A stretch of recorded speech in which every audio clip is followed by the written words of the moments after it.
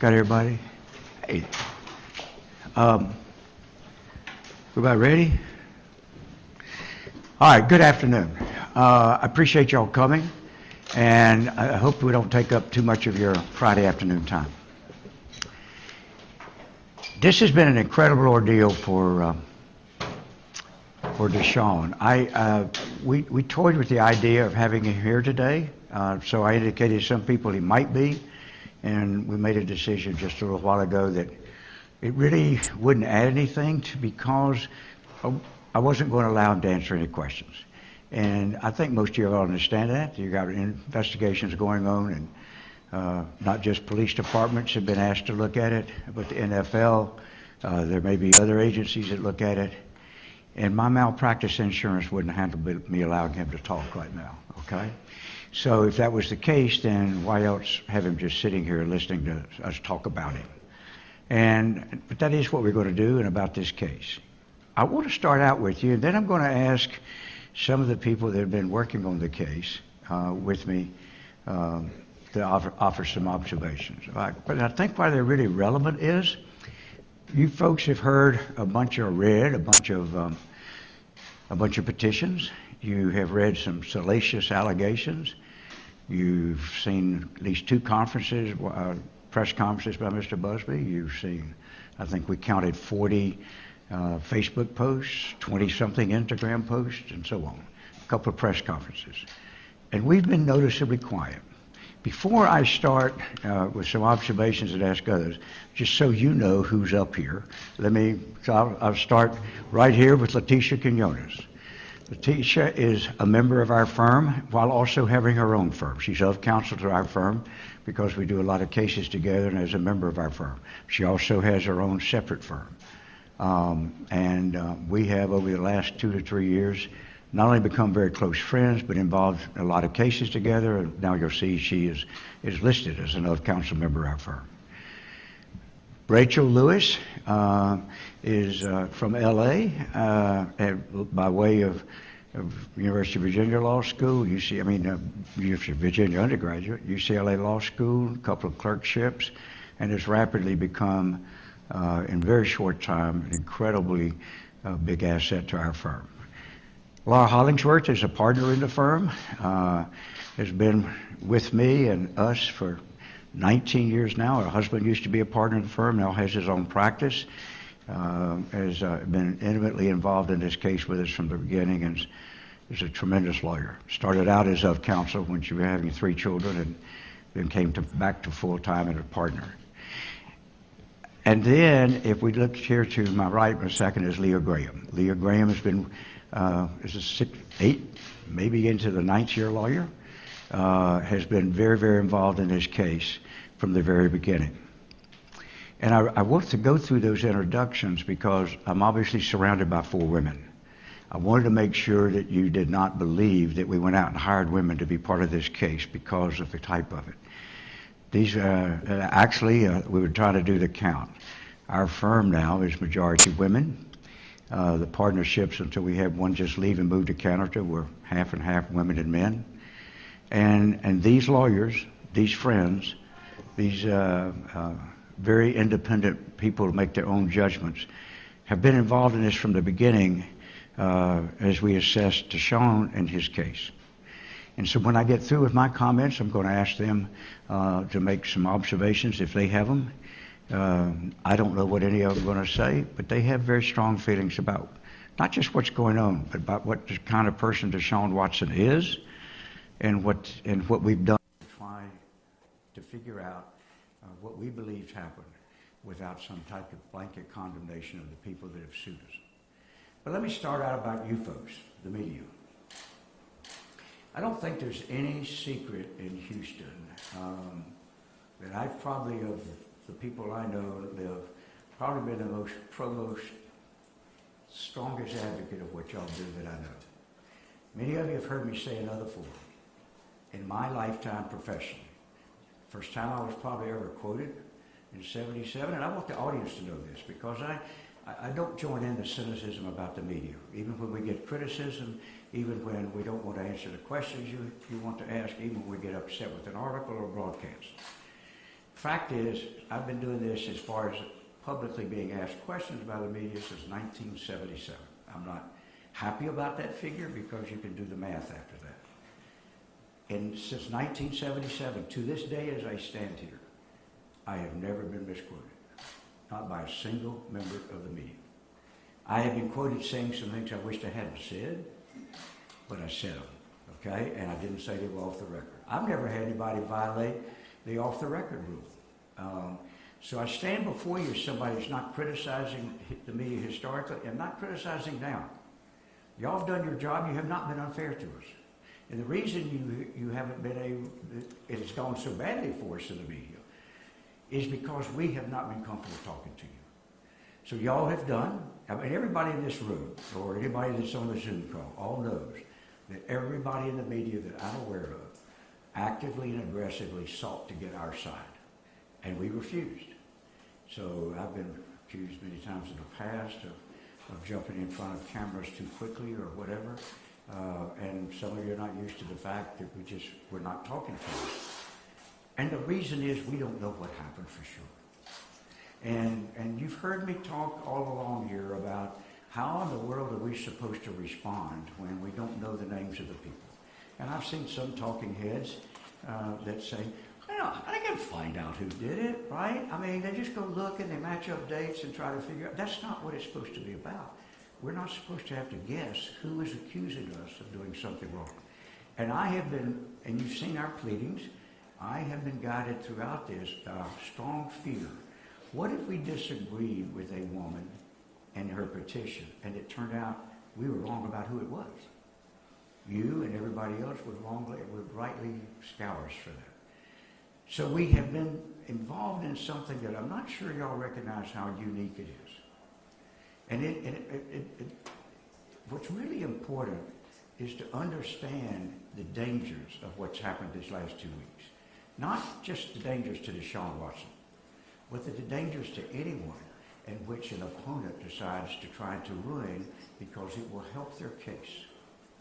Because if you stop and think about it, let's assume for a moment that given the rapidity of social media, that someone decides that it's to their advantage, whether it gives them advantage in litigation, whether it gives them advantage in anything else, to go out and just lambaste the target of their ire and lambaste somebody that the media and the public care about that has a reputation so that they will get the coverage they want. Let's assume for a moment, now I'm not naming names or suggesting anything, but let's assume for a moment someone decides that it's to his or her advantage to be a proponent of a particular social issue or a particular hot button issue, and they pick a target to try to become associated with that activity. And they give all these self-serving social media posts about how wonderful they are, how the champion they are of this or that. And then they make these horribly salacious allegations anonymously. They file a petition, but the other side's answer date is not until the first Monday, 20 days after their first lawsuit's filed against them. In the meantime, the object of it doesn't know who it was. How do I know? How do I prepare? What do I do? And then people who are sympathetic to the social issue being raised say, well, what's the big deal? You can find out. What we heard today in the courts so far, and other judges still to rule, and I don't want to anticipate what they're going to say, but so far, uniformly, in 13 of the cases filed against him, 2 different judges have said, you need to tell them who you are. And actually, Mr. Busby, as you may know this morning, halfway through the hearing, said that he was ready to amend as soon as he got all his people. That is something he could have done 2 weeks ago. And all of this howling about us, who is it? We could have filed answers before now. We could have fully investigated. And while we were investigating, our biggest fear was being wrong about somebody. So somebody might say, oh my God, look at all those lawsuits. Does that mean he saw that many people? Folks, this guy has been getting 2 to 3 massages a week. The math I do on that is anywhere from 120 to 140 to 150 massages a year. He's been here since 1918. In the year 2020, all of a sudden, spas shut down. If y'all remember, nobody was getting massages unless they came up with an ad hoc way to do it. So that partly, that doesn't mean exclusively. He'd gone on Instagram before to line up, and he did.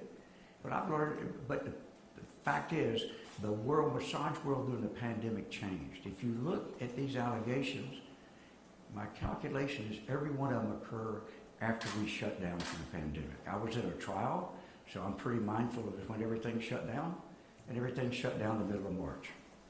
First one of these allegations is late March of last year. That doesn't mean that he was never using Instagram before. I'm not suggesting that. I'm just saying that if you are a busy, active athlete, and you are traveling constantly as he was, then you are going to have immediate, when you want to get one, you can't predict it ahead of time. And by the way, these football teams don't have this battery of masseuses. I think that's probably something when y'all look into it and start talking, you'll find out it's not the case. All these players, they use different masseuses. Which is another thing that I had to learn because of the generational aspect. Millennials live on Instagram. Those of you who are millennials know that. Those of you who are not have probably discovered it long before I. They do business on it. Deshaun lives on Instagram. He does business transactions on Instagram. Other people do. I'm discovering a much more prevalent use of it than I had any idea. I'm not on Instagram. I don't do Twitter. I'm not on Facebook. I am an idiot about modern communications. But what I've learned is everybody else is not. And so there are all kinds of things that one, if you first look at and get people had questions about, that I have found are totally normal. Now once we find out who the names are, and once we find out we no longer have to worry about whether or not we're guessing right about the right person, we'll examine these allegations just like anybody else. And just like I hope y'all will. I trust and hope that once y'all find out who the people are, you will do the same type of investigation of these cases that you've done of us. So I wanted to make sure in my comments that you understood that I am not blaming the messenger that sits in this room or on the TVs. But I do want you to stop and think about the logical implications of what has happened here if it continues. Think about this.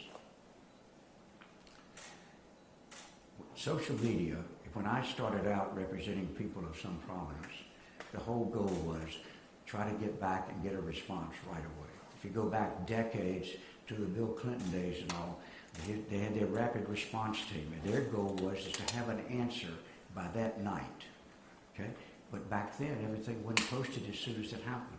You didn't have all these immediate media sources. Now, when you make the allegation, it's out there right away. And if we're unable to give you an informed answer, it stays, and it stays, and it stays. And that's been one of the frustrations and problems here. So in a public sense, Deshaun has been absent as a defense by his attorneys. I've been through this a few times. I've had lawyers suggest I ought to turn in my bar card, that I didn't know what I was doing, it was horrible. But part of the criticism was based on the same thing now. Our firm does not intend to come out and talk to y'all or the public or anybody else before we have a comfort level about what really happened. And I am not about to accuse 22 women we have now of ill motive, of lying, or anything. All I know is we're supposed to start out with you assuming we did not do it, and then wait to prove shows that we did before you make up your mind. That presumption is pretty much gone in the way social media and all is used now. Because once the allegation is there, we know what, you can't take it away. Deshaun is not for one moment arguing about what this has cost him money-wise and all. Y'all talked about, you've seen about some of the endorsements being withdrawn or suspended because companies understandably don't know whether they want to be associated with you. We're not even addressing that. People can make money back up if they lose money. What they can't get back is their reputation.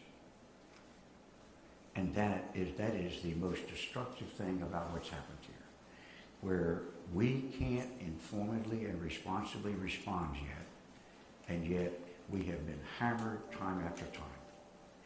And this is also born of our lack of response to you. It's born of my caution to find out what happened. So one of the reasons I asked some of the lawyers to work on this case, that have worked on it, to come over to the press conference. First of all, this is the team, with the exception of a couple of the men lawyers in the firm. We, as I said before, predominantly women now. We're probably 9 or 16 or 10 and 6, somewhere around there. We're a predominantly woman firm, but we do have men working on these cases too. I don't want to say otherwise. This has been sort of the core team, along with our investigator and with another senior lawyer in the firm, John McVeigh, who is off on something else now. But when this happened, I get a call to represent Deshaun late on the night of the 16th after the first case is filed. Didn't have a relationship with him, didn't know him, didn't know his age or anybody.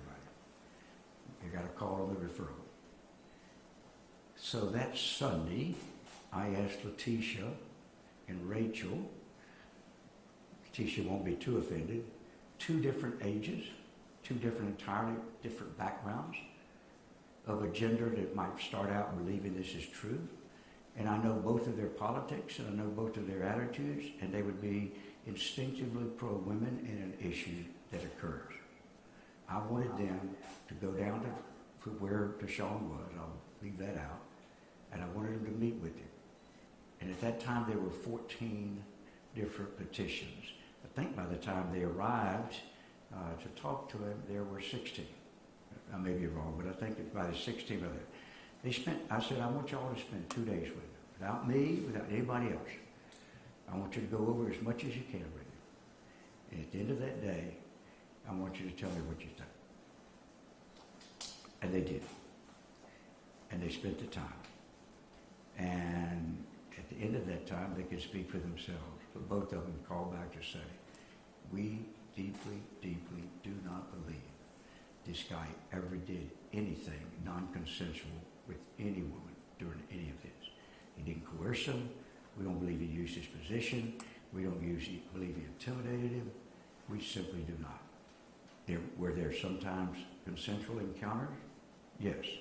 And will that come out in any kind of litigation or trial? Of course it will. And that's where it should come out. But I think it's important for y'all to know. And then, for instance, Laura at that time wasn't involved. She gets very involved shortly thereafter. Leah was really involved from the very beginning. We've all spent a tremendous amount of time with them. And I think it's important that maybe you hear from them as to their observations, and then I'll try to wrap up. I realize this is a Friday afternoon. This is partly me trying to apologize, but explain to y'all why we have been silent. Leticia, let me start out with you.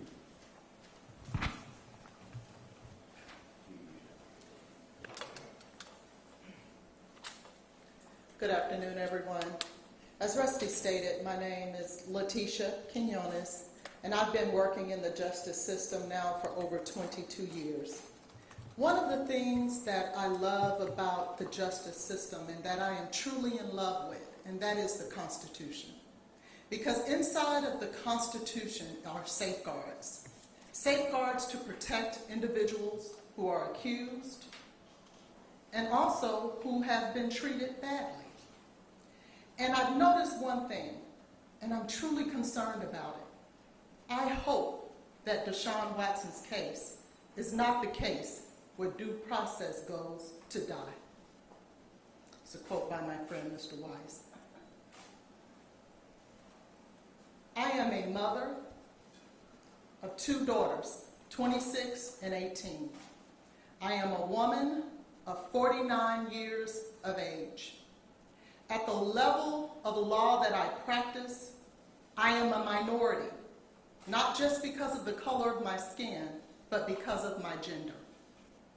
And more relevant than any of those things that I've shared with you, I too am a survivor. And my colleagues, probably the first time that they've ever heard that. And I put that out there publicly in front of you to let you know I have authority to speak on the topic that I'm speaking on. Deshaun Watson is a young man that is probably, well, no question, he's younger than my daughter. He's young enough to be my son. And if anybody knows me, they will tell you I'm anything but weak. I'm anything but someone who will follow something just for the sake of publicity or money. I stand on much higher values than that. And from the moment that I've spent time with this young man, I have no qualms telling you that I stand here unequivocally stating the things that he has been accused of, the things that he has been persecuted for in the public, he simply has not done. You have to take a look at, if you were to purchase a vehicle, something far more minute than a person's character, a person's word. They're going to look at your credit history. And that's going to tell them, when you go somewhere and ask them, can you have a vehicle that's worth $100,000 or $50,000? Whether or not they should take your word for it, that you'll pay for it. You look at Deshaun's life. He's always been a football star. In high school, that was the first time they ever won the state championship.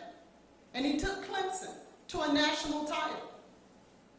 Do you think that he wasn't getting attention from young women then? I've spoken to many people who knew him all throughout his life. And every person that we've ever spoken to, none of them believe that he's guilty of these charges. None of them believe that he has the character to commit the acts that he's been charged of. His credit history should account for something. And it disappoints me that in the media, this young man who's done everything right, who grew up in a neighborhood where he would otherwise have every reason to fall short of glory.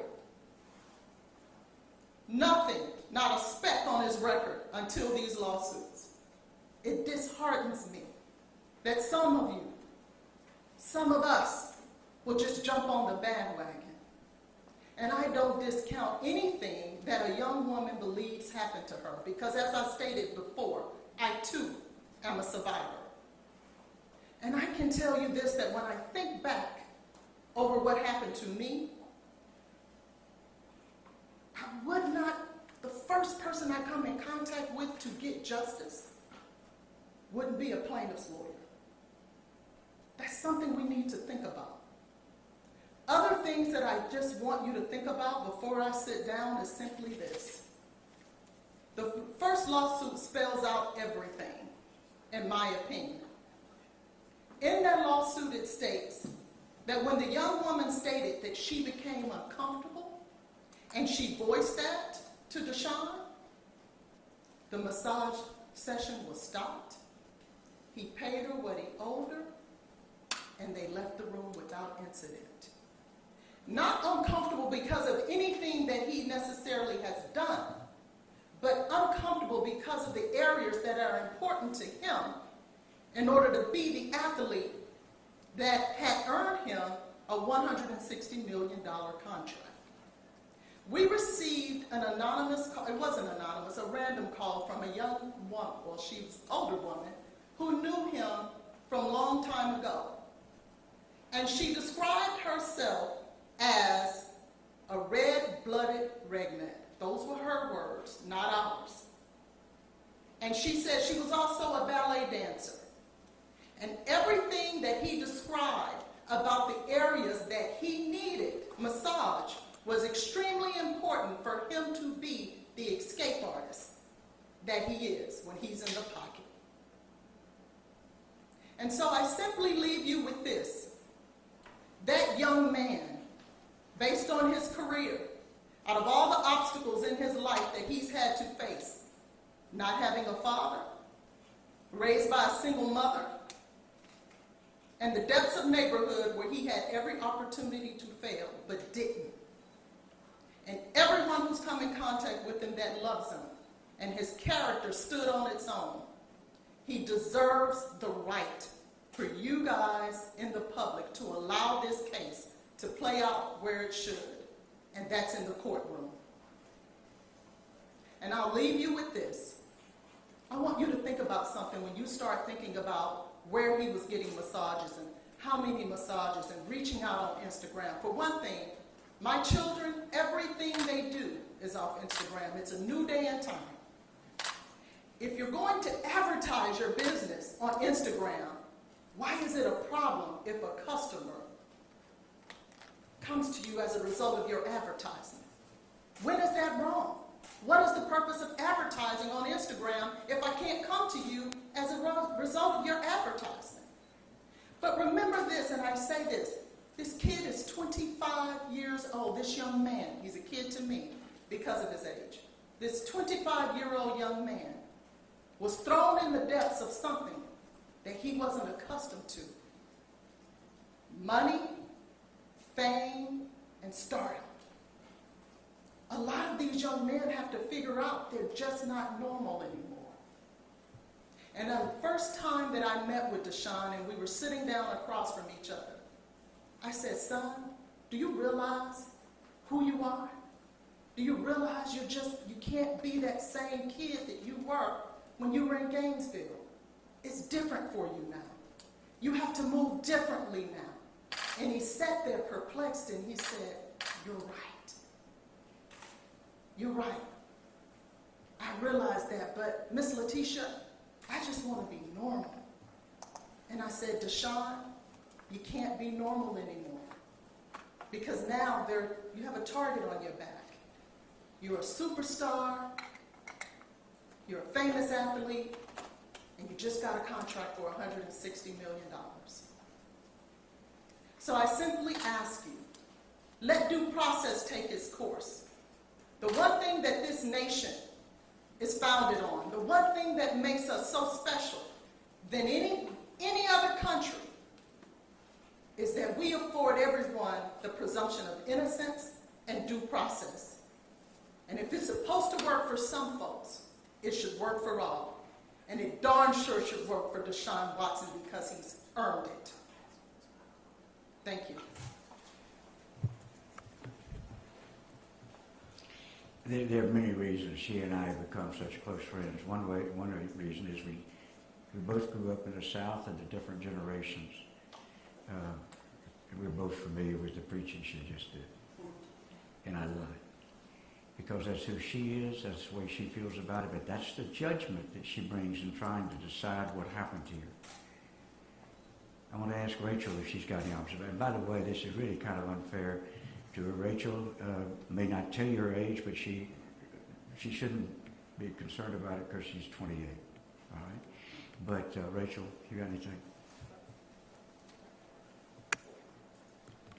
So I met Deshaun about 2 or 3 weeks ago, and it might come as a surprise to all of you in this room. I didn't know who he was before then. I'm not from here, and I don't watch football. And so all I knew about Deshaun was what I read in the allegations. So when I met him, I didn't know what to expect. And all of us are up here, like Rusty said, not because we're women or women of color, but because we believe in him. We have spent every day fighting for him since he came to our firm. And I personally have spent hours with him. And I can tell you that this man is not capable of the things that are in the allegations. He is not that man. He is not a sexual predator. And I feel very strongly to say he has not forced, coerced, intimidated, or threatened any woman to do anything to him. I have watched day after day as lawsuits have come out, as the media has come out, how this has affected him. He shared with me that he has trouble sleeping and eating. It's not only affected him, it's affected everyone that's connected to him, his family. He has worked so hard for his name. And what I have found out about him is he cares deeply about this city, about his communities. He takes every opportunity he can to give back. Spending time with him, I've realized he's humble, he's respectful, he's honestly quiet and mild-mannered. And just to see the way that these women and Mr. Busby have tried to tear him down, it's very upsetting to me. Like I said, I feel like he has spent his entire life trying to do the right thing. We spent a lot of time talking to him about how he was raised, his work ethic, his love of God, his religion, and what that plays in his life.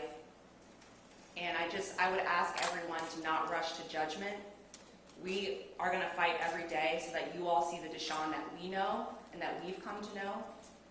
And, I would just say that his name is something that he has not only worked hard for, no one has ever questioned his character or his reputation until this point. And we are not going to allow these women or Mr. Busby take that away from him. He is a good man. He does not deserve this. And I know that everyone will see that. They will, if you will allow the legal process to play out the way it's supposed to play out, you will see the man that we know. Thank you.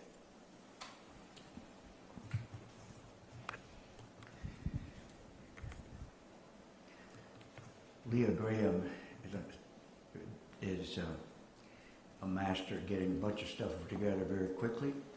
We've looked at all the social postings of Mr. Busby through all this.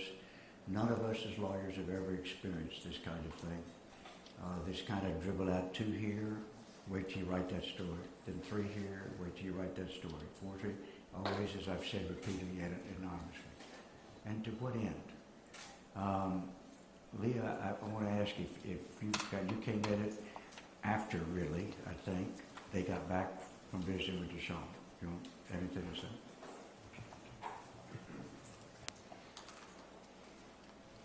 Good afternoon. Along with these women, I have worked on this case from the very beginning, actually. I have had an opportunity to get to know Deshaun Watson. I have spent time with him. I have spent time with women who know him personally, who have worked with him professionally. And what I want all of you to know is that there is another side to this story, a side that has not yet been told. One fact that I actually found very interesting about Deshaun is that he doesn't have an entourage. He doesn't have a staff. He books and schedules his own dentist appointments. Knowing that about him, does it surprise you that he would also schedule his own massage therapy sessions? Knowing that, is it odd that he would schedule these therapy sessions on the primary platform, and in some cases the exclusive platform, that these massage therapists use to market themselves? I think there is another side to this story that I am confident that we will be able to tell. I think that today's victories in helping us to identify who these accusers are will go a long way in helping us to share our story and to show you and to prove in court that Deshaun Watson is not the man that the plaintiffs want you to believe that he is. And I'm confident, at the end of the day, in a court of law, we will prove that he is not guilty of the allegations being made against him. I don't want to discriminate against Laura. So I'll ask Laura. I hadn't told her that I would ask her to see if she had anything she wanted to add. And I can just add, everything that these women have said, I fully support 100%. I've watched us all work hard and spending time with Mr. Watson and to really understand who he is. And I deal with rules. That's kind of my thing. And what I do is have the utmost faith in the process. And so I really look forward to our ability to play on an even playing field in court where we can show that Mr. Watson, as Leah said, isn't the man that the plaintiffs and Mr. Busby would like to portray. So I'm about through and didn't take your questions if you have any. I don't want to feel like people have to stay here longer than, as I said, your Friday afternoon does. A couple of things I want to finish with. One is Leah has said, he's not guilty. Well, the irony of that statement is these are civil cases, but they've been conducted like a criminal case in the medium. None of these women are suggesting that they were sexually assaulted in the sense of any type of penetration or anything. As I've read them, there are only 2 or 3 that claim there was any force used. Most of them are women who say they felt uncomfortable, didn't approve of what portions he wanted it done, rubbed or so. Many of them were unfamiliar with the type of massages he was asking for. All of those are facts to be sorted out later. The problem with this firestorm that was created, it's too late probably to change people's minds. And that's tremendously sad. But all I really wanted to do through this press conference, and all we wanted to do as we talk to these judges in public hearings now, is not to extrajudicially litigate the individual cases of facts, but it is simply to try to move the needle back to the middle. In the hearing today, Mr. Busby, in both hearings, he pointed out the criticism these women have gotten on social media. That's wrong. Let me tell you now before we wrap up. Every single person up here has been a women's advocate, including myself. And all 4 of these women have been strongly women's advocates. And in my case, as a prosecutor for over 15 years, I tried cases numerous times of sexual nature and assault on behalf of women. I mentioned to the court this morning that in the criminal justice system, I routinely tried cases in which the woman's name was not used in the indictment. That's because the law allowed that, and it was appropriate.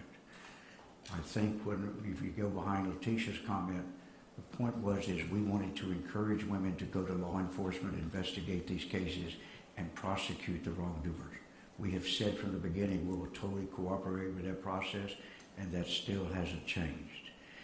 But it is only fair to ask, can't we just at least put that needle back in the middle?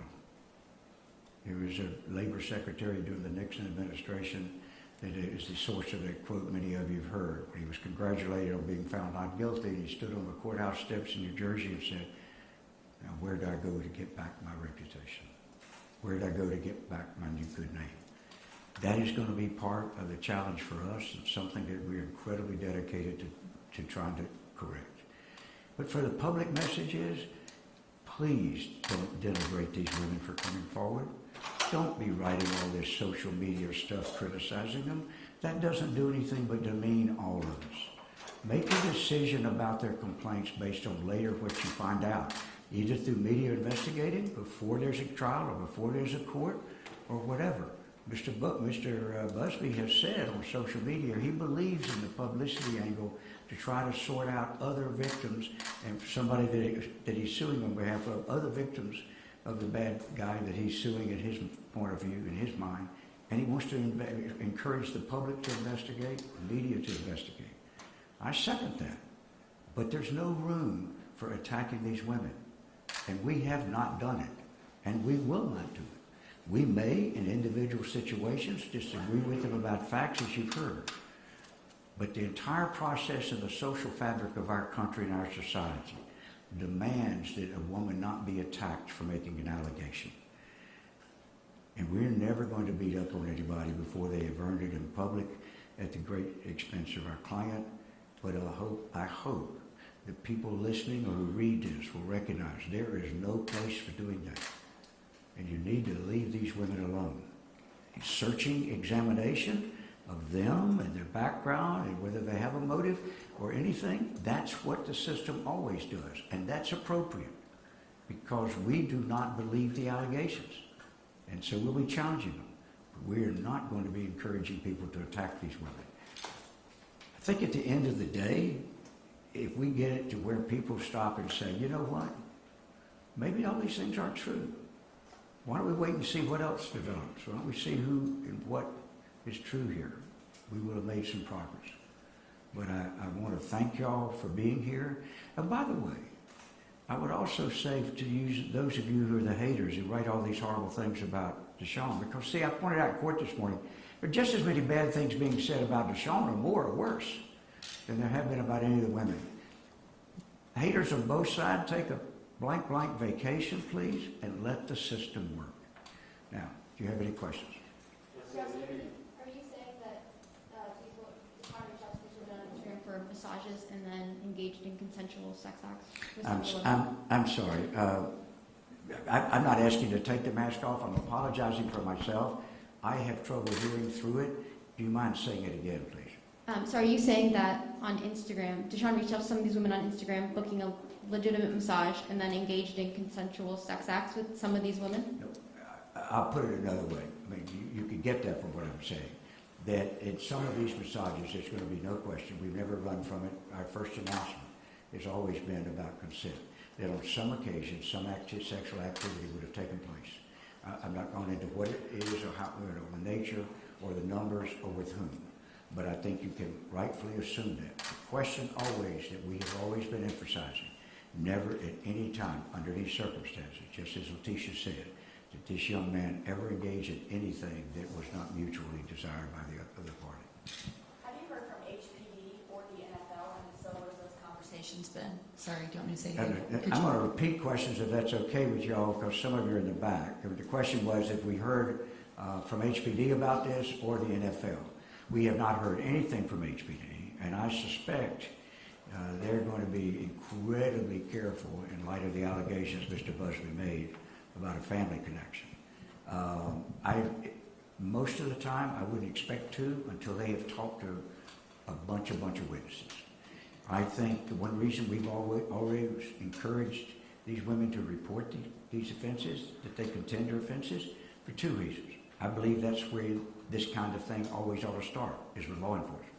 And the second is, I think responsible law enforcement, and I believe these folks have, I haven't met them, I don't know what officers had the case, for instance, is going to want to talk to all these people because they're all potential witnesses to the nature of the conducts are. So, short answer, after a long answer, is no. Have not heard from HPD at all.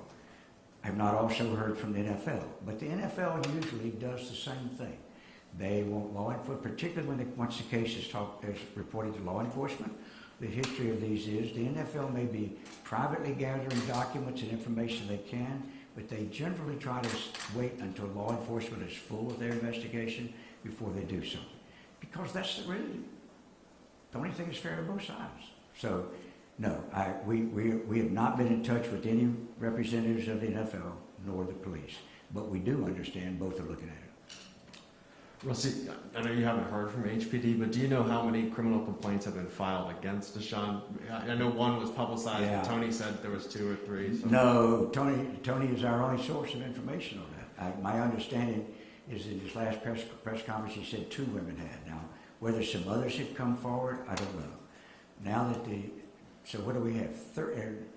So she had 12 and 1, so 13 cases he's been ordered to amend. He's indicated he's probably going to amend all of them now with the women's names.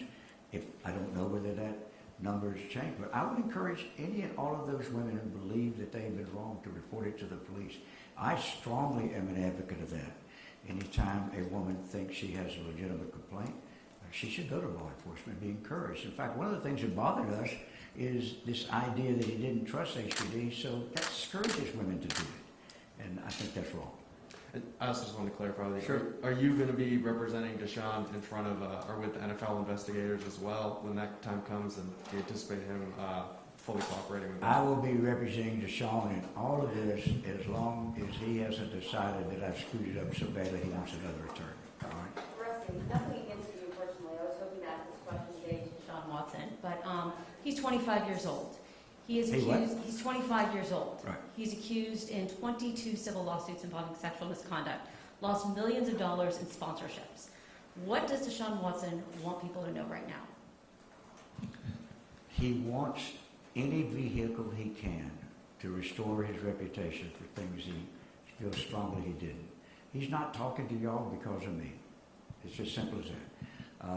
And that's why he ended up not showing. He was available to be here today. He was in my office. I think I saw you right after we left court to say he may or may not be here because it was going to be a decision made at the last minute. And I finally decided, since we weren't going to allow him to answer y'all's questions, what the hell was he doing sitting up here? I mean, it was just, listen to all of us talk about him. So ultimately it didn't make sense. But what he wants more than anything is to get back his reputation. You're right? You might? Yes. Yeah, please.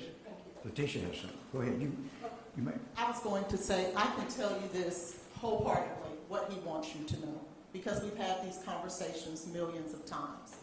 He wants you to know that his mother raised a respectable young man.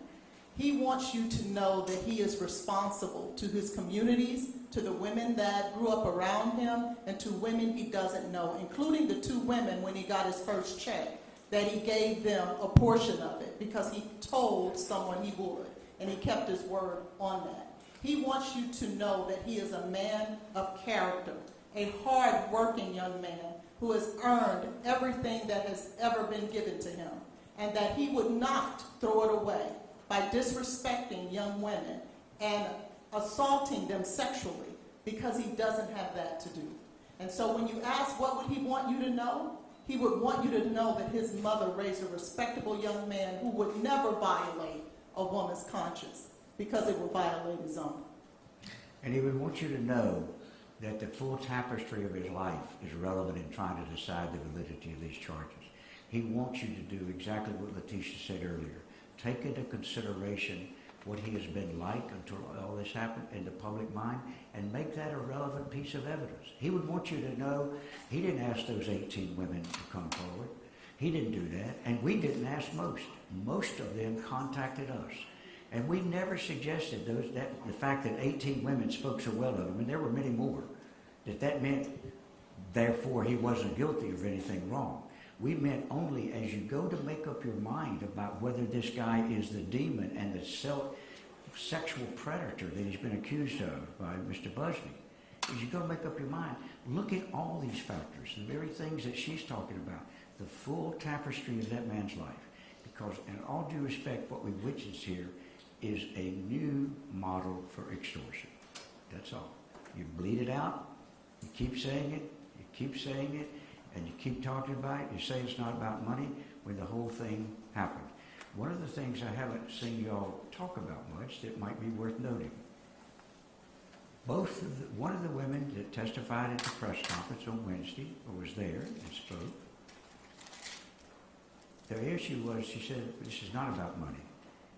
But the fact is, if Sean's people you've since seen in writing, if they had been willing to pay her $100,000, she would never have said a word.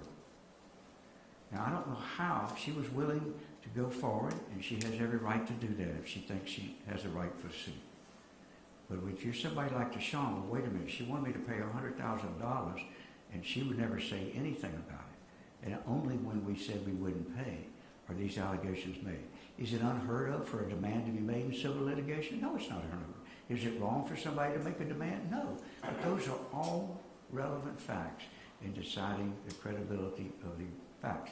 And what Deshaun would want is, isn't the way I've led my life before these allegations at least relevant in deciding whether I did what I'm being accused of now? And we think it is. He would want you to have, as an act of faith, he didn't do it until somebody proves he did. Mr. Hardin, 2 questions. The first one, you've mentioned 150 massages a year. Right now we know of 40 women that have come forward, 22 accusing him of sexual assault, 18 who are defending his actions or the process. The question the public has right now is why? Why seek so many massage therapists? Yeah, think about it. The numbers I started out. Think about it. Just figure out how many massages, 2 to 3 a week. And that's been his schedule for about 4 years. These are all on this. And those 18 were not just for the year 2020. These allegations, I think that, as I said, I think all 22 have to do with 2020. You have to remember, the landscape and the availability of all of these things changed for 2020, the middle of March of 20 till now. And sure, it's a lot. And the reason is because he got a lot of massages. But during COVID, why go through so many different people exposing themselves to that? And that's a very valid question, because the answer is there's not some group sitting out there waiting to give massages. And the NFL doesn't have them. The teams don't have them. I think one of the big misunderstandings is, I think if you check with most players, some players I read say, well, I usually pick the same person and try to use that person as possible. All of that changed last year. You didn't have a group of people over in your room ready to give. And let's just talk about, I don't really want to belabor this too much, but let's look at his schedule. He's a quarterback. He's a pro quarterback. His schedule is longer than everybody else's, and it's more unpredictable. He may not know until 11 o'clock at night what time he's got available tomorrow. Some of these 18 women, and by the way, we just quit at 18 because I was determined not to try to do 23 as 22 or any of that silliness. These are women who are willing to put their name to it, unlike the women who sues. That's a relevant factor for people to consider. At any rate, he would want to say is, he'd call up one of these spas and he'd say that had like 5, 6, 7 masseuses. I need a massage at 3. Do you have somebody available? And that would do it. And the next time it might be somebody else. But you do 2 to 3 a week. And he, unlike a lot of athletes, I think we'll find, he did that more consistently even in the off season than most. Some of them dropped down in the off season. Deshaun didn't. Deshaun, as Leticia talked about, the woman he was talking about is a woman who wrote me and that I called and told me the things Leticia was talking about. She talked about he earns his money in his balance and his ability and his strength and his ability to escape. She'd been watching him since he was junior high do that. Those kind of things were what he wanted, worked on his massages, and he got a bunch of them, no question. And then one follow-up, Ms. Quinones said that he never coerced women to do anything, but according to Busby's screenshots of messages, he asked women to wear specific things. If he's getting massages, why does it matter what a massage therapist is wearing? Oh, you're off on other stuff. I could start doing all of that with the facts, etc. Yeah, I'm really not going to get into what Tony has said because that's a long, long trip down the line. We'll be glad to answer all of those questions. There'll be depositions. There'll be everything else. And I think at the end of the day, I want to look for something that's wrong, not something that somebody is saying in a personal injury lawsuit. Yes. So is there still 9 cases that still need to be approved, I guess, or granted? Yeah, but actually, thank you for bringing that up. Go ahead. I don't mean to cut you off. Go ahead. So my question for that was, how many are still waiting for this emergency motion? And then in addition to that, when will you hear about these names? And then can you just touch on the consolidation agreement that you guys... Pardon me? The consolidation agreement that you guys agreed on. Yeah, today. real quickly. So what she's talking about is, so what's left that the motion hasn't been granted, and what was the agreement? The agreement that Mr. Busby and I reached is all of the cases we think that the judges are going to order all of them there, but that's still up to the judges to their order. All of them will go to this particular judge this morning at 11, Judge Collier, for all pretrial matters.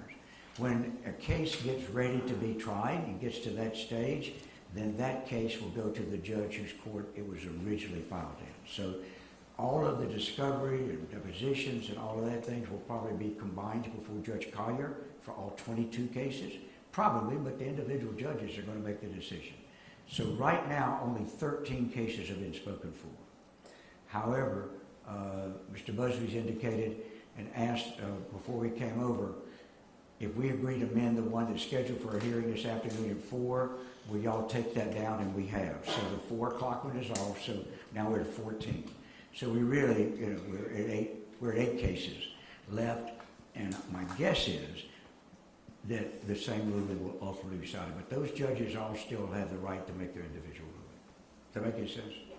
Deshaun has maintained innocence from the get-go. So what's his take on why this is happening? Why does he think that these women started all of this? He says he's innocent. First of all, he doesn't have a take. I mean, he's dumbfounded. He is truly dumbfounded. If y'all remember, the landscape of these cases and the public attitude really kind of changed when the 3rd lawsuit was filed, and that was because my phone's going off. Is what I'm messing around with here. Hold on. I used to have a judge that would not let anybody leave the courtroom until they surrendered their phone and confessed. Confession's not always good for the soul. I think that for him, think about this. Watching this whole thing, the number of courts, the number of lawsuits, the constant pressure, it's like watching sausage making to an incredibly different level. I mean, if you're the average citizen that's never been caught up in anything, this is insane. And that's really his reaction. When I told him of that first allegation in the 3rd lawsuit that somehow he used force in something, I didn't know him at the time. When I told him, he was in disbelief. He asked me 2 or 3 times, I forced her? He'd go, and then he just started crying. That's his reaction. And that's the thing for y'all to remember. We don't cry about things that we did. Yes, ma'am. Mr. Hardin, you have discussed some of the details and the allegations. Another one that was consistently brought up was that Mr. Watson was nude. Do you have any response to these I'm sorry. accusations that he was Do nude you- and they were Yeah, making excuse them me, I uncomfortable? apologize. Would you say both your lead-in again and then the question? 'Cause Yes, I sir. wasn't sure I heard all of it. Of course. So you went through some of the, you addressed some of the specific allegations in these suits. One of those that was consistent was the allegations that Mr. Watson was nude, and that wasn't something that the masseuse had agreed upon or was comfortable with. Do you have any response to those allegations? Well, I've since learned through this that nudity is not rare in these massages. So I wasn't aware that anybody agreed one way or the other to that at the beginning. So I would have to see what the individual woman did and see how she responds when questioned about it. I'd be a little surprised if masseuses really were shocked or surprised or uncomfortable with a man wanting to be nude. I think you'll find, and many of these women talked about it, the 18 that were willing to put their name to it. It's not unusual that a lot of these guys would prefer that, and all that happens is the therapist says, no, I'm going to put a sheet over you, and that's it. And that's what their experience was. So I don't understand that allegation, and I think that's something that will be dealt with in individual cases. And further, again, some of the lawsuits said that he refused. Have you addressed that with your client? No, first of all, we don't know who that is. That's been part of the problem for him to recall. But that'll get taken care of in the next week or two. Well, both, I think, Ms. Solis and Lauren Baxley had said that he was nude and that they were not comfortable with that. Have you been able to address Look, here's the thing. allegations? I'm trying very, very hard not to condemn or fuss about any of the individuals. I will say to you, if that is the case, why does one go forward? But I don't know what the true facts were. I haven't met them. I've seen them. One in the press conference, and I gather in the letter. Are you saying the second lady said that too in the letter? Because there are only two people I Right, know. Lauren Baxley and Lauren Baxley. Ms. Ashley Solis, Yeah. yes, sir. Look, I'm not going to get into the individual matters, but I would ask people to look and see if that makes sense. Yes, ma'am. First quick thing, do you guys intend to fight these in trial, all 22 cases?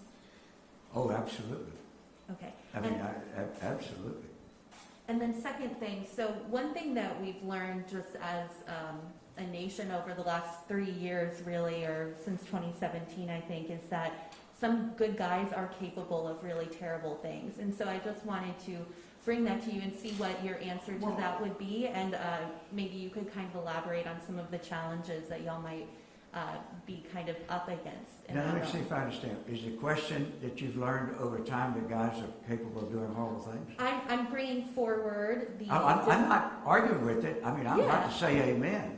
I'm not disagreeing with you, but I'm trying to make sure, is that your question? What I wanted to have you guys, or I wanted to challenge you guys with the, I guess, the defense or whatever that some sexual assault survivors would say is that some good men are capable of doing terrible things. And I think that's absolutely right. I don't disagree with that. And look, I don't take a back seat to my admiration and support of sexual assault survivors for 1 minute. I deeply believe that is an issue and a situation, and that hugely high percentage of accusations may ultimately turn out to be true. But equally, we shouldn't be making that decision based on one side's accusation. And what we're saying here is that if I have a disagreement with people with a particular point of view here is, I hope we never reach a stage that because a particular crime has such horrible consequences for the woman when it happens, and so that because the potential for damage is so great that we automatically believe the allegation just because it's been made. And all I am asking here is that we give this man the same benefit that the woman should get. The woman should get the benefit of the belief she may be telling the truth. The man should get the benefit also of being not guilty of it until we have some proof. And we're throwing the baby out of the bathwater out at the same time in a lot of cases. But are there men that do horrible things? Absolutely. Sometimes women do too. And I just would like everybody to reserve judgment until they have evidence. I will keep you much longer. Do you have just Mr. Hardin, one quick question. Are you okay with, when in all of the cases, if the women do decide to reveal their identities, to make sure that that is just given between the two camps but not made public, to, like you mentioned, prevent the women, if they are identified, from getting, like we saw today, Mr. Busby say that Ashley Solis has gotten rape threats. Are you willing to make sure that those names aren't public but just revealed to you, to your team, and to your client? No. I believe it is important in the open courts, and we've said it this morning, the open courts provision and the state and the law in Texas says we are entitled to know who the accuser is and is the public. The open courts provision is the public is entitled to know. And I would hope that the only way these accusations or these allegations can be looked at as thoroughly as y'all have looked at us is for you to know who the accuser is, just like us. I think that when somebody makes this kind of accusation, it is only appropriate for people to look into the accuser as well as the accused. Because how else do you know? All right? Anybody else? Hey, thank y'all a lot. I appreciate it. Thanks for your time.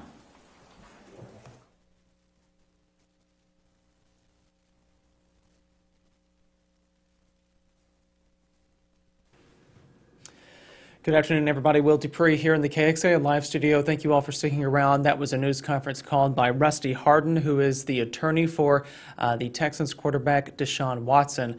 Watson is facing 22 civil lawsuits alleging sexual harassment and assault, particularly by women who provide massage therapy services. Today there was a court hearing, though, and I want to just be able to share this accurately.